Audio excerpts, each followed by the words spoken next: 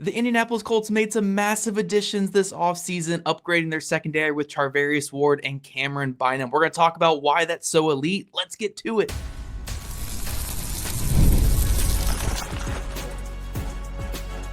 You are Locked On Colts, your daily Indianapolis Colts podcast. Part of the Locked On Podcast Network, your team every day. Thank you all for tuning in and making us your first listen of the day. This is your daily podcast covering your Indianapolis Colts, part of the Locked On Podcast Network, your team every day. And today's episode is brought to you by Gametime. Download the Gametime app, create an account, and use code LOCKEDONNFL for $20 off of your first purchase. Hello, everyone. My name is Zach Hicks, your resident film nerd of horseshoehuddle.com, and I'm joined today by another resident film nerd, and that is Ben Borus at Colts Film Room. You know him. You love him. He's been on the show plenty of times, and if you haven't heard him on here, you've definitely seen him on social medias. We are the premier film nerds in the indie market, and we're here to just gush about some of these signings. You know, obviously, Charvarius Ward and Camryn Bynum have been signed by the Colts as of right now. You know, they are on the team. They're going to be part of this team going forward. But we haven't had a chance to really just talk about what this means for the team, what this means for the defense. So today we're going to break down both players individually, and then we're going to dive into what this secondary looks like next season, arguably the best secondary of the Chris Ballard era. But Ben, let's start with Charvarius Ward, because I love the Camryn Bynum signing. I really do. I think Bynum's going to be an awesome player for this team. But for me, Charvarius Ward is one of the most impactful moves Chris Ballard has ever made with the Colts. I mean, it's probably up there with DeForest Buckner in terms of getting just a grade A talent at a position that the Colts really, really need. And I am over the moon about this signing. It was a signing that I highlighted before free agency started and said, if the Colts can do anything this offseason, get Charvarius Ward. No matter what, get Charvarius Ward. And then I don't care what else you do. They got the guy, and I am, again, just over the moon about this move. Yeah, I think I can't remember if it was the last time I was on here or not. But I do remember telling you at least. I wasn't surprised to see that they went after the secondary in free agency. I felt like, for obvious reasons, that was something that they needed to address. I think what was particularly shocking was the fact that they went after one of the biggest fishes in free agency, because I think it's like, for all we talk about with Chris Ballard not getting into free agency, a lot of the players that you see hit the market are like these B-level players that teams like. You saw this. I think you saw this offseason was a perfect example. All the good players got signed and extended before free agency actually started, and then you left with this crop full of good players that are getting great money. And I felt like Charvarius Ward was this kind of rare example, similar to, I think, certain situations that we've seen in the past, but with all the tragedy and everything that he faced in San Francisco, hitting the open market, I don't think is something that San Francisco would ideally love to do. Now, they let a lot of people walk for sure, but this, to me, is a guy that you're right, one of the better corners in football, especially in 2023, and the Colts got him for a pretty sizable deal, but something that easily could match his market if he returns to how he did in 2023. Yeah, and then coming from the angle that, you know, you and I, again, we watch all the film, we saw what Gus Bradley had to do with this defense last year in terms of, like, look, I'm not going to sit here and say Gus Bradley's some aggressive defensive coach that likes to be impressed man every 5 seconds, but because of what he had at outside corner last year, it had to be even more conservative from him in terms of being in 2 high, being in 4 high, or, you know, cover 4, cover 2 type defenses, sitting back off the line of scrimmage and making it so none of these guys are left on an island. Because look, I love Jalen Jones. I think Samuel Womack's a good player too, but you can't leave those guys on an island. You know, that's not who those guys are. With Charvarius Ward, though, you can do more dictating on defense. You can be more diverse on defense because you have a guy where when push comes to shove, no matter who the receiver is, you feel fine putting him on that island. It can be Justin Jefferson. It can be A.J. Brown. Like, you can put him on that island and feel comfortable with that. And then on the other side, you can have 4 defenders covering 3. You can have 5 defenders covering 3 because you have Ward over top that number 1 receiver. I love that Ward came out and said in his press conference that one of the big appeals was Anarumo said, you know, you're gonna follow number 1 wide receivers, and we haven't seen that in Indy because they haven't had a guy of Ward's caliber, in the time I've been here, at least. So again, like, the long story short, it really just makes your defense able to do the dictating when you have a corner like this. Like an alpha corner on the outside is so vital for defensive success. Yeah, and I think you look at where like what's really plagued the Colts, because I think you looked last year and they invested so much into this defensive line. They paid DeForest Buckner, they paid Grover Stewart, they took the 5th-year option on Quiddy, they drafted Leonte Latu, invested so much into the secondary. And their secondary, they had some guys that maybe their career isn't over and can play better ball than they've played, but it really wasn't good enough. And they basically got to reap zero benefits of investing in that defensive line because the ball was out so quick. I think where Charvarius Ward can help in that regard is, you're right, lets you do a lot more dictating where we can make wide receivers earn their releases. You're not going to get a free release off the line, and you're not going to just be able to attack the space that we're pretty much giving you underneath because we want you to dink and dunk down the field, which was like Gus Bradley's MO. And then the other part of it too, kind of to what you were saying, is like the Colts have struggled against number one receivers like Malik Neighbors, obviously, Brian Thomas Jr., Nico Collins. I could probably name more, but those are the 3 that off the top of my head. Basically anyone who Rome Odunze went for 100 yards. So like they've had the problem. Justin Jefferson, there we go. I'm thinking of more. But they have problems because they don't have a guy that can match up there. And I think that to your point, I can't remember the last time the Colts have had that type of shutdown corner, maybe since Vontae Davis. I think there's some guys that certainly came in and were good corners. Like I think Gilmore and Xavier Rhodes are two guys that played good football while they were here. But I'm not sure that they've had guys that will travel around with a receiver, because I put a tweet out. That's a big schematic choice as well when you have a guy like that can do it. Yeah, and again, I go back to, I'm glad you mentioned Gilmore there, because I go back to Gus Bradley's year in 2022 when he had Stephon Gilmore, and we saw this defense be much more aggressive on third downs in terms of they were doing, against like 3-by-1 sets on third downs, they were doing press man on the backside with Gilmore on the backside receiver, and then on the other side, again, they were able to get 4 or 5 defenders over top of the other 3 targets. And even if those defenders aren't top tier guys like your Wards or like your Gilmores, when you have the numbers game, it's easier to have success on defense and coverage. But what we saw these last 2 seasons with Bradley is when you have to drop into cover 2 all the time, you have to drop into cover 4 all the time and be conservative, you never really have that numbers advantage. The quarterback doesn't have to make a difficult choice where I'm going to throw it into 4 defenders with 3 receivers, or I have to throw it at Charvarius Ward. These quarterbacks didn't have to make these decisions the last couple of years. The decisions were, my flats are open, my dig's gonna be open, my whole shot could be open, but do I want to be more aggressive and wait for a second, or do I just want to hit that flat right now? It was really like, let's make EJ Speed fit a gap in the run game, but then also go cover the flat, which is hard for anyone, let alone EJ Speed, and then we'll just attack that all day. Right. So now when you have Ward, again, these quarterbacks have to make tougher decisions. It makes them hold the ball longer, and it helps your defensive line that you invested so much money in and so much capital in. This defensive line, it's not going to be 2.2 seconds the ball is out. Because, again, that quarterback has to say, I have to wait for my 3-man concept on the left to work out here, or I have to test Charvarius Ward, who even in his down year last year, is still a better outside corner than the Colts have had since Stephon Gilmore. Like, Charvarius Ward's down year last season is better than anything Indianapolis had, and I'm not even sure it was close. So, and that's all with all due respect to the rest of the guys in that room, because it's not like these guys were terrible, but when they played together as a cohesive unit, it simply just wasn't good enough for stretches. And I think that's an important part too.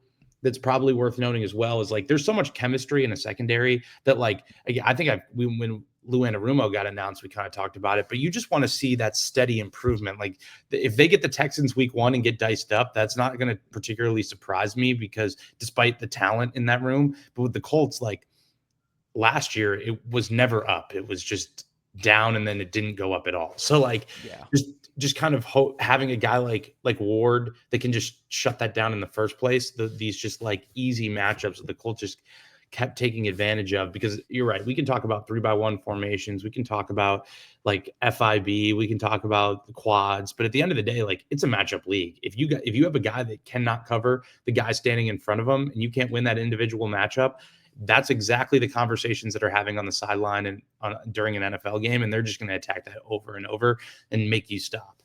Yeah. It makes it easier just to hide things on your Yeah. defense and disguise things and change things up when you have one consistent, very good player out there. Like even if Ward is just a little bit better than what he was last year, and this becomes like a little bit of an overpay, it's still worth it. It's still worth it. He's that good of a player at just his base level. So for me, this is the move of the offseason for the Colts. I think this is a home run signing.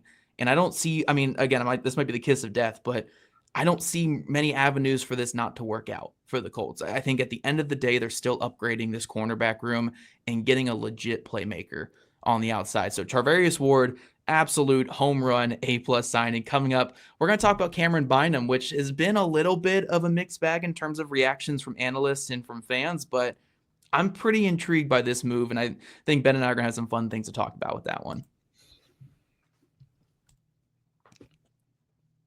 But first, scaling your business requires the right expertise at the right time. With Upwork, you can find specialized freelancers in marketing, development, design, and more. Experts ready to help you take your business to the next level. Upwork gives businesses flexibility by connecting them with the top freelance talent from multiple industries, including IT, AI, web development, and marketing. Whether you need extra hands for a project or a long-term partner, Upwork makes hiring simple and affordable. My favorite thing, obviously, is that fast and easy hiring. Posting a job is free and simple, and within a day with multiple qualified candidates to choose from. So visit Upwork.com right now and post your job for free. That's UPWORK.com, Upwork.com, to connect with top talent and grow your business today. And also, guys, imagine watching your favorite team live, feeling the energy of the crowd and witnessing unforgettable moments. There's nothing like experiencing a big game in person. Getting tickets shouldn't be stressful. That's where Gametime comes in, making it easier than ever to grab last-minute tickets with seats at an unbeatable price. Guys, my favorite team besides the Colts is the Washington Capitals. We have a player that's on the verge of breaking an all-time record, so you know that I'm going through Gametime to get my tickets for one of these final games. It might cost every cent I have, but it's something that certainly needs to be done. But with Gametime picks, their curation makes everything easier to find better value for tickets to sports, concerts, comedy, theater, and everything near you. Again, I just checked the Gametime app, and there are amazing deals on some huge matchups coming up.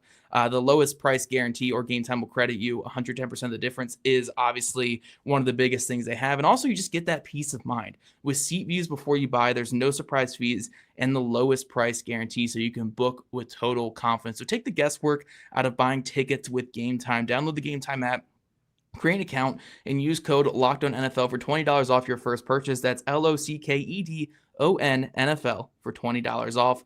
Download Gametime today. Last minute tickets, lowest price guaranteed. All right, Locked On Colts Everydayers, we are back talking all about these new additions to the Colts secondary this offseason. And Camryn Bynum, I think, is a fascinating one because it's not the safety I would have thought they would have targeted. Like, vibes-wise, 100% who they would have targeted. You know, he has the demeanor you're looking for. He has the personality you're looking for. He has the consistency you're looking for. But in terms of what we all thought this defense needed was more of a true free safety, of a Jesse Bates type of free safety. And Camryn Bynum, despite most of his snaps in Minnesota the last couple of years coming at the free safety position, I think you and I kind of agree, Ben, that he's probably better around the line of scrimmage and better in the box, better as a hook defender or a robber in like those man coverage situations. So just real quick on your thoughts here, Ben, what do you think the fit is with him and Nick Cross as the two safeties next season? I think that's a really good question because I don't think it's like particularly abnormal. So like if you go pull a cut up like on whatever film tool you use, it's not, I don't think it's particularly abnormal that like most safeties make plays closer to the ball. Like it's hard to make plays 30 yards from the deep middle. The offenses just don't go there when they know that there's a guy standing there that has a head start on your receiver.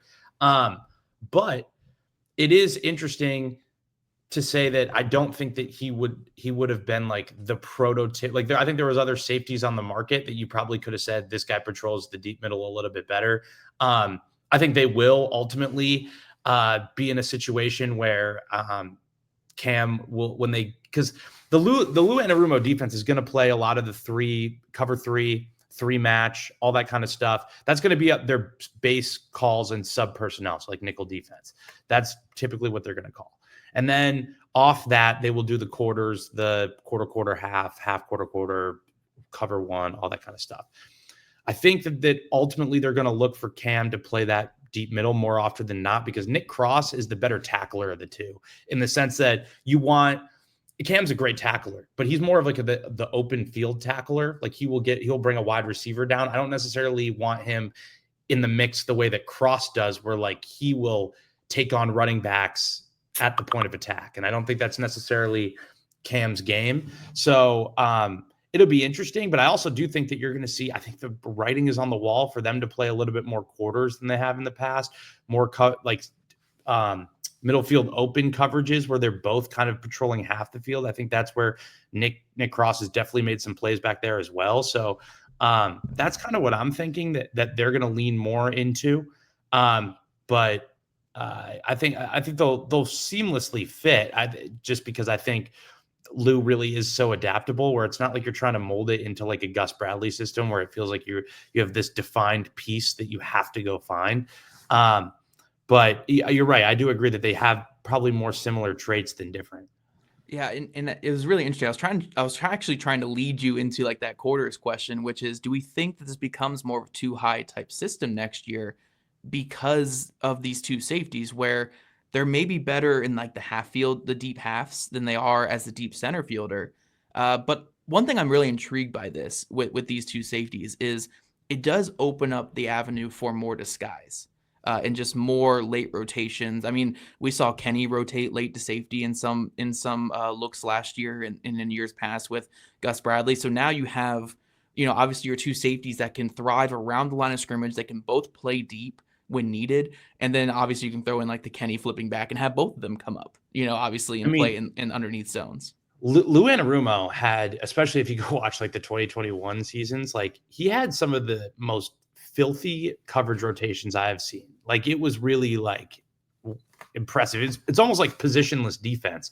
And that's kind of where I'm thinking the secondary is probably going to be trending to. Like obviously you have a position on the field and you're going to have this coverage roles that you have to do, but it's going to be way more advanced than I think that like a guy like Nick Cross was used to, because I think there's going to be situations where he'll be a hook defender, he'll be a curl flat defender, he'll be the middle field. I don't think that I will rule Nick Cross having to play the middle of the field if it means that they can do something else to confuse the quarterback on the rest of the coverage. So I really think that that's probably where we're headed, where they're going to play this form of positionless defense where they have three really smart guys back there in Ward, Kenny Moore, and Bynum at a bare minimum. And then Nick Cross is a guy who's played with these guys for a little bit. So I think it'd be really interesting to see where it's headed, but I do think it's a little bit of a question mark.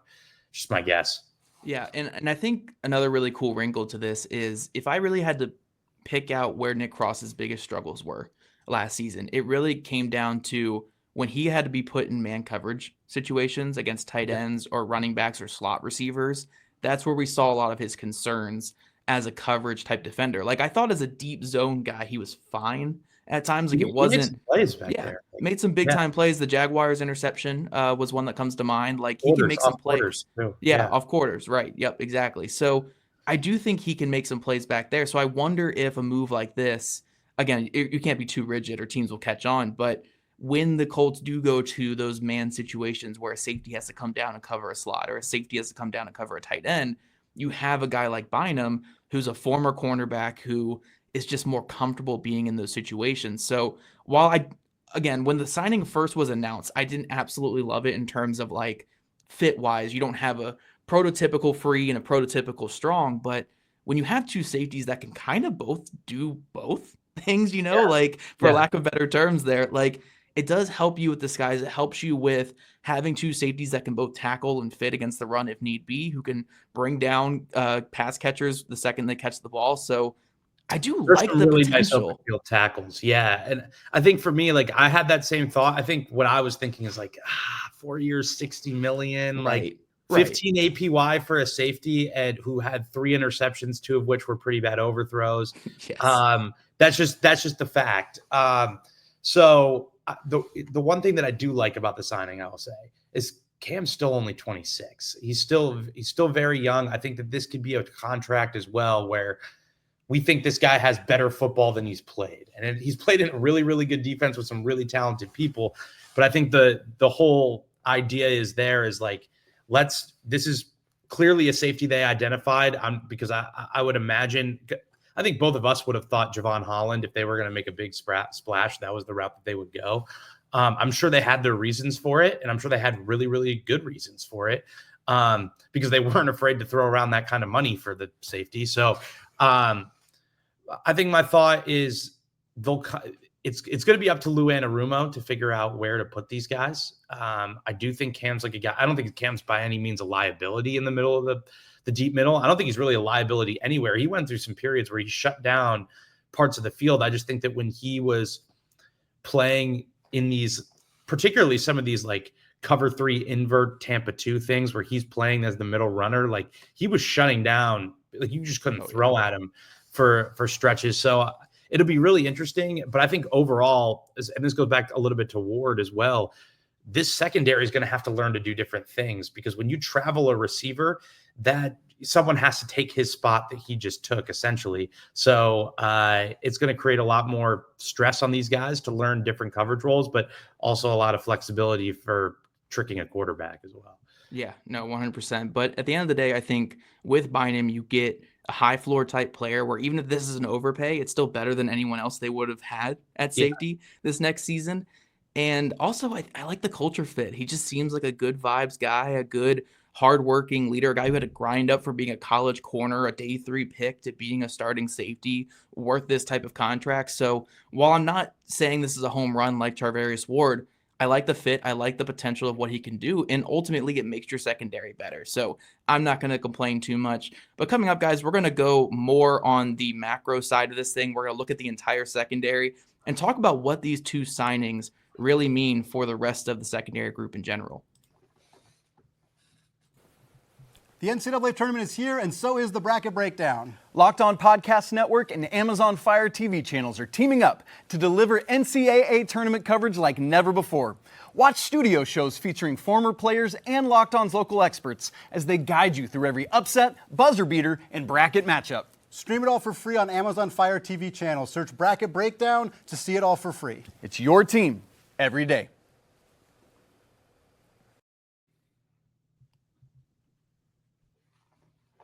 All right, Locked On Colts Everydayers, we are back talking all about this Colts secondary. We talked about Charvarius Ward in detail. We talked about Camryn Bynum in detail. Now let's look at this secondary group as a whole. And we kind of hinted at some things there, talking about Kenny a little bit, talking about Cross. But one thing I really want to throw out there before I kick it to you here, Ben, is just the fact that guys like Jalen Jones and Nick Cross can go from being the second and third best defenders in the secondary last year. You know, I mean, behind Kenny, those were your top 2 guys, and they had to be relied on. Like Jalen Jones was the number 1 corner on the outside this past year and had to be lined up with number 1 receivers. Like he wasn't traveling, but he got a lot of those tough matchups, you know, and it was tough for him. He's a young corner that wasn't ready for it. So those 2 guys going from, again, your second and third best type guys to now being your quote unquote liabilities in your secondary is great for them. Like that's so good for their career because now they're just not getting so much thrown at them. Like they can be like complementary players rather than being the star player that they just aren't ready to be right now. They're still young guys. Cross is what, 24, 23, 24, I think. Yeah, he's still very young. Yeah. Jones is 22. Like let them grow into who they can be or let them just settle in as role players. I think ultimately that's the biggest win right here though, is that these guys can be the role players they were probably meant to be instead of having to be the star players in your secondary. Yeah, I think the one thing that you can definitely say too, and this is something I wanted to mention as well, is like when you look at Charvarius Ward, Cam Bynum, but really all the free agent signings, they've been to the playoffs twice. Both Cam Bynum and Charvarius Ward. Not just they've been once, but they've been twice. And I think when you look at like, we can talk as much as we love about these moves, but the one thing that's plagued the Colts in the past couple of years is they just can't win big games. Like they're on the losing side of those games. They often are coming in way too young and not experienced into those games versus guys who's played in those for years in the NFL. the tide has changed. I mean, the other part of this too is now there's an all-pro on every single level of this defense, whether it's DeForest Buckner, Zaire Franklin, and now Charvarius Ward. So like this defense has everything on paper for a good defensive coordinator like Lou Anarumo to get to work and like not cost the Colts games like they have in the past. So I think to your initial point, like having a guy like Charvarius Ward and Camryn Bynum, where like now like you're not relying on guys that are frankly just liabilities to go matchups that they'll never win. Like Jalen Jones had some really good moments, right, in the season. He's just not going to be able to cover Nico Collins one-on-one for 4 quarters. And we saw that. And then the other part too is like in big time moments, this secondary let them down. I think week 1, it was a ridiculous throw by CJ Stroud, but the Nico Collins catch, the Nico Collins touchdown to start the game in 2023 where Juju Brents just gets absolutely burned, and he was coming off an injury as well. So like these are the situations that hopefully we don't have to see anymore. And then having that secondary, because the rush and the coverage work together so much, hopefully that makes this defensive line that we thought was going to be really good last year finally show up.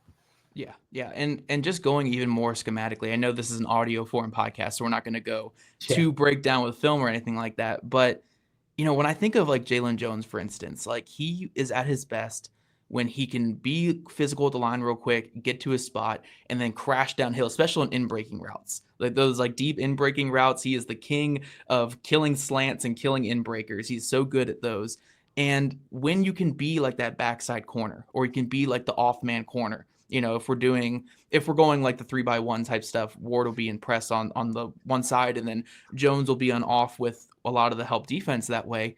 He can do more of that stuff. Like you can play to his strengths rather than having him have to like be your number one guy. Play to his strengths instead of being a guy put on an island a lot. So like you mentioned, I think the Nico Collins catch, for instance, was against Jalen Jones. And I think Jones was up in like press or I think he was a little off coverage on that though.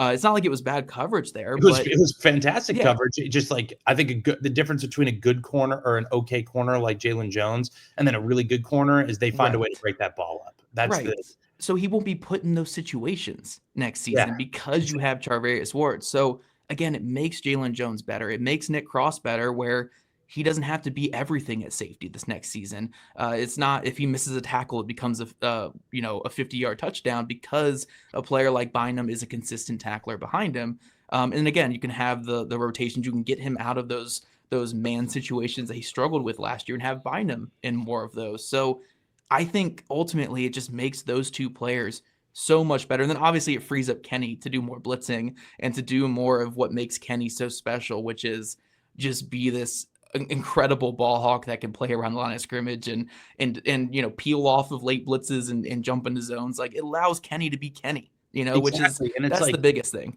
I forgot exactly what happened, because I remember like Kenny had, like his first year under Gus Bradley was like, I want to be more disguised. Like we are not disguising enough. Like that is my game. And that is Kenny's game, because one of the things that people don't maybe at home wouldn't know this, and I didn't know this at first either, but one of the ways that quarterbacks decipher coverage is they look at that slot corner and see where he's leveraged, because that's where his safety help is ultimately going to be. And Kenny is one of the best at making a quarterback kind of second guess themselves by, you know, I'm going to line up inside leverage, jump outside leverage because I'm actually playing cover 3. Exactly. Yep.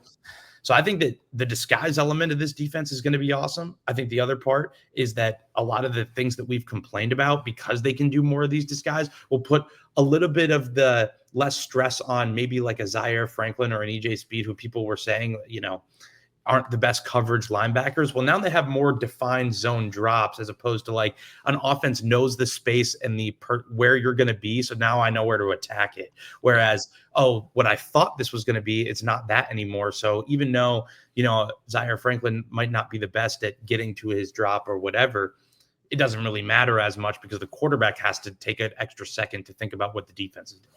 Yeah. And one more question I wanted to ask you before we get out of here today is, you and I were very high on the Lou Anarumo hiring, had you on very soon after that hiring to break down what Anarumo does best. But one thing that we did caution at the end of that episode was, if you run out this same personnel in the secondary next year, you're going to see a pretty conservative defense that doesn't disguise much and sits back in zone because it's what you have to do with the personnel they have. Now, I don't think the Colts are done adding to their secondary. They still could use the third safety, could still even use another veteran at corner. But I want to ask you, Ben, as someone who was with me on that episode saying that the Colts would be conservative if they had the same personnel and defense, now getting Charvarius Ward, now getting Camryn Bynum, do we think that Anarumo can now be the coordinator that we expect him to be? Well, I want to ask you that same question. Yes, I do. I think you can make the argument.